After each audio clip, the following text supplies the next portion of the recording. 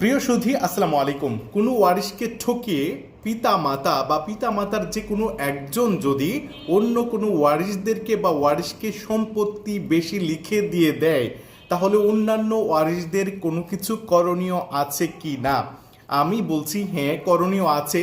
এক্ষেত্রে অন্যান্য ওয়ারিশরা যদি এটা প্রমাণ করতে পারে যে ওই যে লিখে নেওয়ার পিছনে সন্তানদের অন্যান্য ওয়ারিশদের প্রতারণা ছিল, অথবা বাবাকে ভুল বুঝিয়ে লিখে নিয়েছে, অথবা জালিয়াতি করে লিখে নিয়েছে, অর্থাৎ সম্পত্তি লিখে নেওয়ার কথা ছিল 5%, লিখে নিয়েছে 10%, বা এখানে আরও প্রতারণা করে নানাবিধভাবে বাবাকে ভুল বুঝিয়েছে, বা বলেছে যে বাবাকে ভরণ পোষণ দিবে, দীর্ঘদিন যাবৎ লালন পালন করবে, আরও কিছু খরচাপাতি তাদেরকে দিবে, বাট বাবাদেরকে যেটা দেওয়ার দরকার ছিল পিতামাতাকে সেটুকু না দিয়ে ভবিষ্যতে তারা আরও প্রতারণা করেছে।